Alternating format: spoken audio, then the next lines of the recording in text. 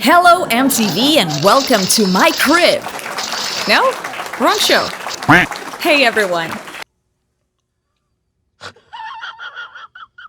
Today, we're going to be talking about how to turn the great attrition into the great attraction. And we're going to be talking about an expression you should never, ever, ever be using again.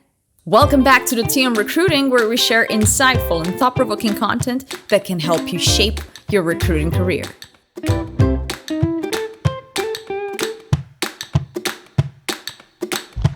Do you remember our last episode?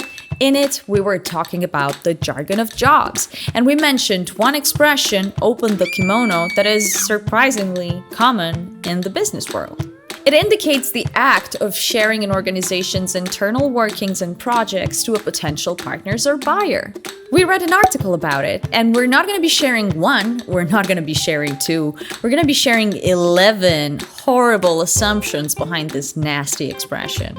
In most American minds, the person wearing the kimono is a woman, perhaps in a specific line of work. She is compliant and passive, she's there to provide entertainment. Her value is rooted in the attractiveness of what's underneath the kimono. She is Stanosha in this dress, Sienna. She's a commodity.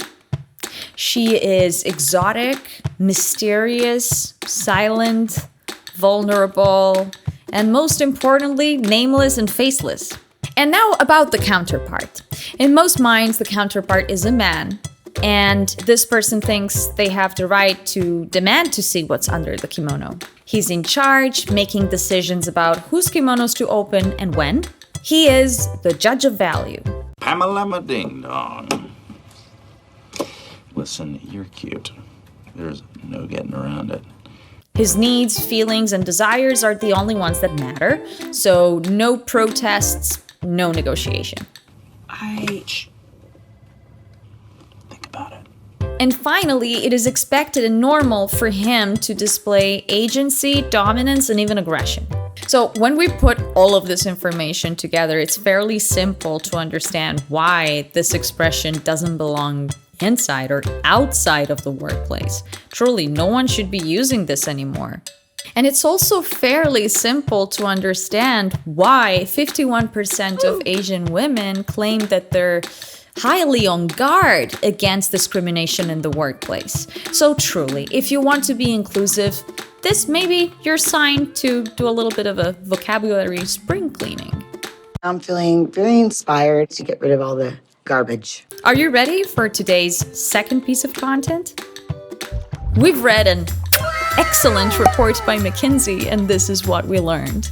So between the months of April and September of 2021, over 19 million US workers quit their jobs.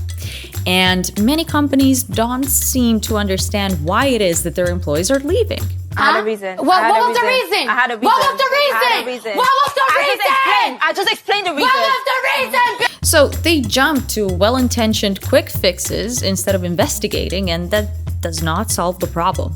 So organizations offer higher compensation, but really employees want an investment in the human aspects of work, such as autonomy, flexibility, and appreciation. Organizations offer a transaction when really a meaningful interaction is what's needed. Here are some worrying stats.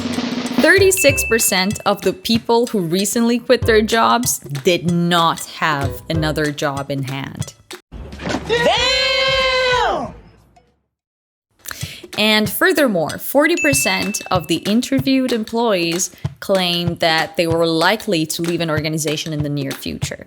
Now, you might be thinking that that means that 60% of employees are not intention to leave an organization and therefore you're going to be just fine.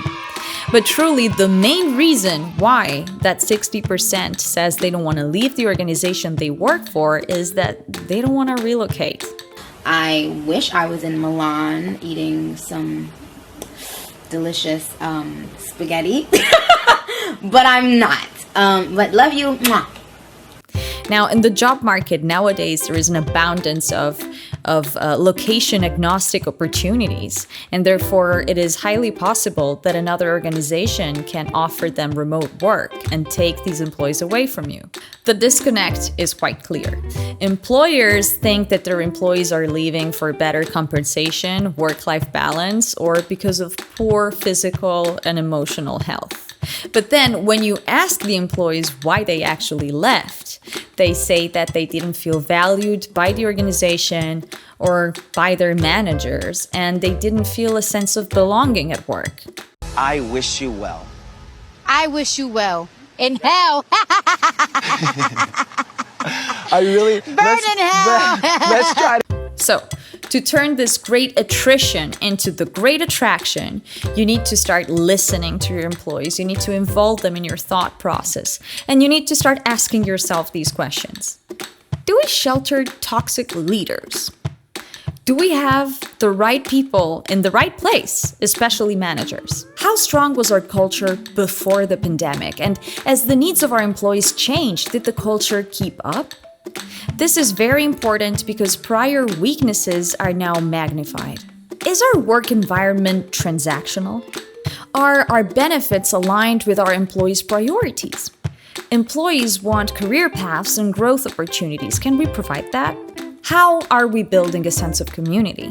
Now onto the Candy Crash. Candy Crash! You know it. The more barbaric your treatment of candidates, the more demonic the reviews on your Glassdoor page. So, shout out to a company we won't name. This candidate went through online assessment tests and then a 1 or 2 hour long interview. Then they were informed that they didn't get the job and that they would be offered feedback, which didn't happen. So what they did is they reached out and the organization told them that the feedback would take over 2 months. So slow food, we like. Slow mail, romantic. Slow feedback is not a thing. Got something to say about this? Drop a comment in the section below. We'd love to pick your brains. Help us get better at helping you get better with your help. You can get access to these episodes 48 hours before anyone else and more earth-shattering content by subscribing to our newsletter. You're going to be finding it linked below or at star.com/newsletter. Now, if you have any ideas about things that we could build episodes around, or if you just want to do a shout out, reach out to me on LinkedIn. I am Elena Galli. Thank you for watching the Tea on Recruiting. Take care and see you soon.